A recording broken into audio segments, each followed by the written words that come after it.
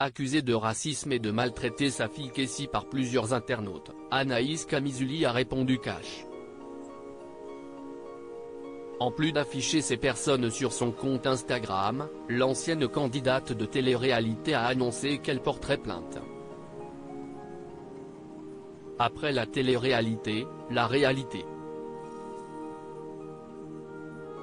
À la suite de ses nombreuses participations aux émissions de télé-réalité dont Secret Story, qui devrait revenir prochainement, Anaïs Camizuli a décidé de s'éloigner de ce monde.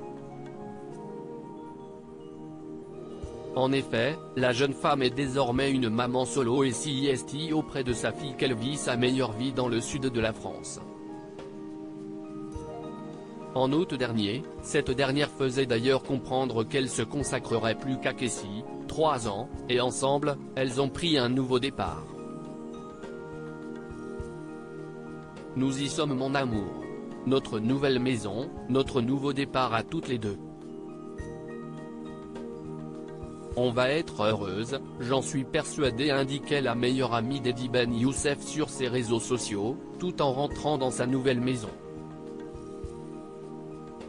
Si Anaïs Camizuli s'est éloignée du milieu de la télé-réalité, elle ne reste pas moins une candidate emblématique, toujours aussi adulée, suivie par près de 2 millions de followers sur Instagram, voire harcelée.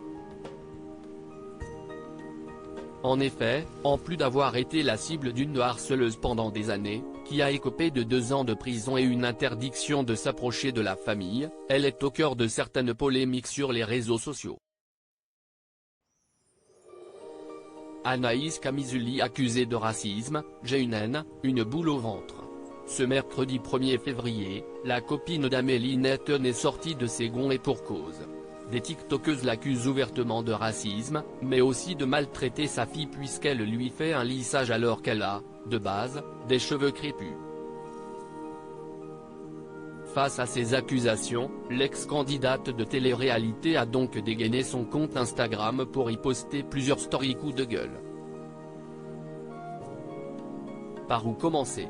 Je vais essayer de garder mon sang-froid et de respirer un coup et de ne pas m'énerver parce que vous me fatiguez à vouloir percer sur les réseaux sociaux et de faire des vidéos sur le lissage de ma fille.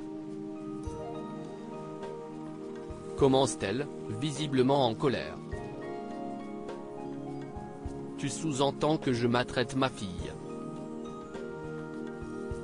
Oui, il y a écrit maltraitance, donc on va pas en rester là toutes les deux. Tu veux jouer dans la cour des grands, si est parti. Jouons. Après, tu dis que nous les blanches, on veut se mettre avec des métis pour avoir des enfants métis. Ensuite, tu parles d'ignorance, mais tu es toi-même ignorante parce que tu ne sais pas ce qui se passe avec ma fille.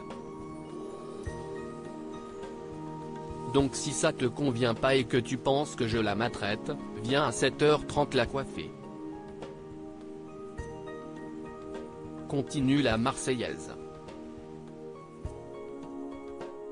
Après avoir expliqué les raisons de ce soin lissant, il était impossible de coiffer Cassie à cause de ses nœuds, elle rajoute, en essayant de se calmer, le buzz que vous essayez de faire, si est pas bon donc lâchez-moi, lâchez ma fille.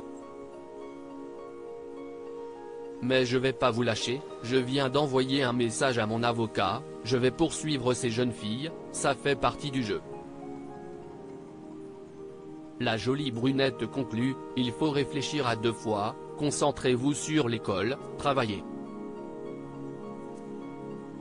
Mais cette conclusion, c'était avant de se rendre compte qu'une autre vidéo tournait sur TikTok concernant ce fameux lissage, et de devoir alors en remettre une couche. Allez vous faire soigner, vous êtes des malades, mais comment vous voulez que je sois en paix dans ma tête? Vous êtes tous des fous. J'ai une haine, une boule au ventre. De quoi mettre fin au débat.